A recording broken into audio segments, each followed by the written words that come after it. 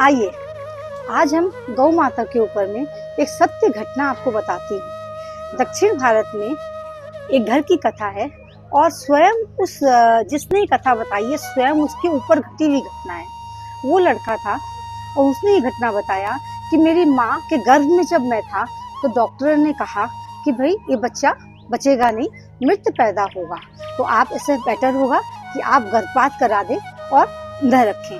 लेकिन उसकी माँ को बच्चा चाहिए था। वो बहुत सालों से प्रार्थना कर रही थी कि मुझे गर्भवती हूँ और मुझे पुत्र की प्राप्ति हो।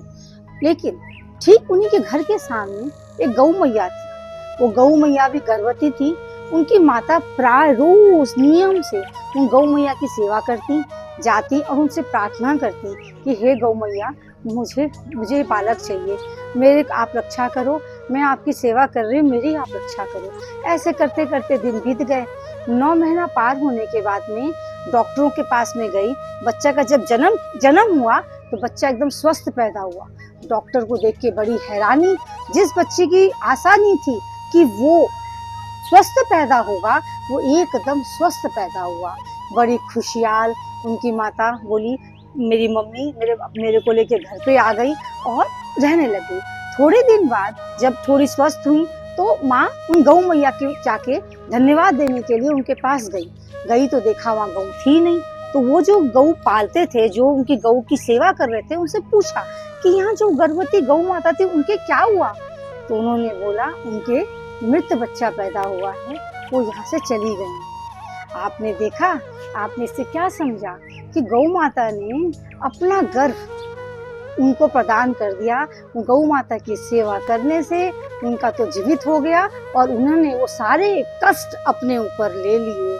तो ये होती है गौ माता की सेवा करना। और इतनी असाधारण कथाएं हैं गौ माता के ऊपर में। मेरे स्वयं के घर पे घटना घटी। मेरी दादी, मेरी सासू माँ, जो एकदम अंत समय में थी, जिनके प्राण निकलने में कष्ट हो रहे थे बहुत, क्या करे समझ नहीं आ रहा था और इतनी तकलीफ पा रही थी जिसको देख के मेरे को लग रहा था कि मैं क्या करूं, मुझे कुछ नहीं समझ में आ रहा था। फिर मेरे एक भाई हैं, उन्होंने मुझे आके कहा कि आप एक काम करो, इनका जितना वजन है उतने वजन का आप दलिया लो और गुड़ लो और जाके इनके हाथ लगा के गौ माता को आप खिला के आओ, देखो इनके कष्ट खत्म होगा। मैंने बोला भाई इनका कष्ट खत्म करना था।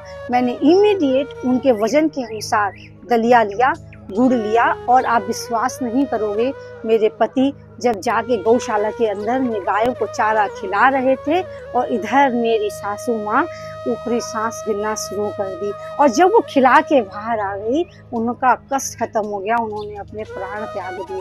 मैं आपको बता रही हूँ और मेरे रोंगटे खड़े हो रहे हैं। और ये कोई बहुत दिन पुरानी बात नहीं है, ये 2024 की ही बात है, फरवरी महीने की।